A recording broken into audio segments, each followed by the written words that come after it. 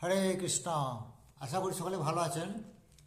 তো বহুদিন আমি গল্পগুলো ছাড়তে পারিনি, কারণ আমি খুব বিভিন্ন কাজে ব্যস্ত ছিলাম, অনেক চাপের মধ্যে ছিলাম। তো আবার এসেছি আমি আপনাদের সামনে। তো আশা করি আবার রেগুলার হবে আমি গল্পগুলো ছাড়তে পারবো। তো আজকের গল্পটি হলো ছিল ভক্তিচন্দ্র সরস্বতী গোস্বামী ঠাকুর প্রভুপাদের একটি অন্যতম শিক্ষামূলক গল্প।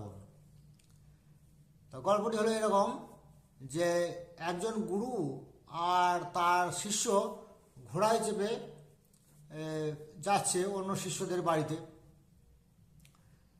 তো ঘোড়াতে যেতে যেতে ওই গুরুদেবের চাদর উত্তরীয়টি পড়ে যায়, নিচে পড়ে যায়, কিন্তু শিষ্যটি সেদিকে কোনো ভ্রুক্ষেপ করে না। তো কিছুক্ষণ পর যখন গুরুদেব বলে আমার উত্তরীয় কই, তখন শিষ্যটি বলে সে তো পড়ে গেছে, নিচে পড়ে গেছে। তো পড়ে গেছে, তো তুমি তুললে না যে?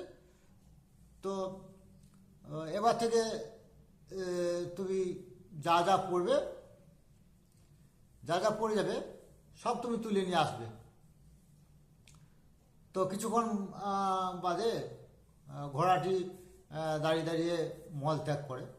তো শিষ্যটি তখন ঘোড়া থেকে নেমে মলগুলো তুলে নিয়ে এসে গুরুদেবকে বলে যে গুরুদেব এটা কোথায় রাখবো? গুরুদেব তখন বলে বোকা কোথাকার, যাও ওটা ফেলে দিয়ে এসো, দিয়ে হাতটা ধুয়ে এসো, দিয়ে ঘোড়ায় চাপো। তো তখন শিষ্যটি মনক্ষুণ্ণ হয় এবং সে বলে যে গুরুদেব আপনি এক কাজ করুন, আমাকে ফর্দ করে দেন একটা, যে কি কি জিনিস পড়ে গেলে আমাকে তুলে আনতে হবে সেটা আপনি ফর্দ করে দেন। তো গুরুদেব বলে বেশ ঠিক আছে, লেখো চাদর, উত্তরীয়, আমার বস্ত্র, পোশাক, ব্যাগ, ছাতা, জুতো ইত্যাদি যাবতীয় জিনিস যে সব লিখে দিয়েছে।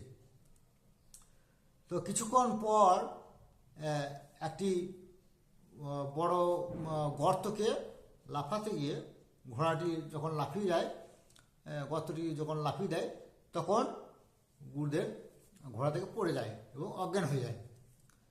তো শিষ্যটি তখন ফর্দ দেখে মেলাতে থাকে যে কি কি জিনিস আমাকে তুলতে হবে।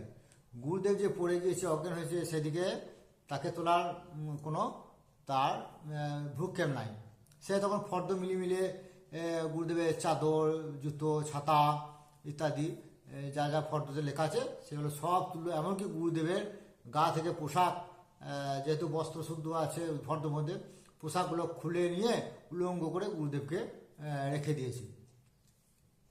গুরুদেবের যখন জ্ঞান ফিরেছে, তখন গুরুদেব বলছে যে কই আমার জিনিসপত্র কই, আর আমার কাপড় জামা ইত্যাদি কই, আমি উলঙ্গ কেন, আমাকে ধরে তোলো।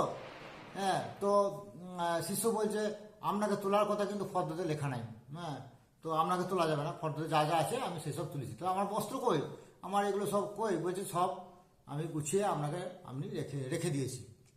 তো এরকম হচ্ছে এই গল্পটি থেকে শিক্ষা হলো এটাই, যে ফর্দ অনুযায়ী এই গুরু সেবা, বৈষ্ণব সেবা বা ভগবানের সেবা ফর্দ অনুযায়ী বা লিস্ট দেখে হয় না। হ্যাঁ, নিজের মনের মধ্যে স্নেহের বশবর্তী প্রেমময়ী সেবার দ্বারা ভগবানকে, গুরুদেবকে বা বৈষ্ণবকে সন্তুষ্ট করতে হয়। তো এটাই ছিল আজকের গল্পের মূল বিষয়। গল্পটি ভালো লাগলে অবশ্যই, ভালো লাগে বা খারাপ লাগলে যে কোনো অবস্থাতেই আপনারা মন্তব্য করবেন। হরে কৃষ্ণ।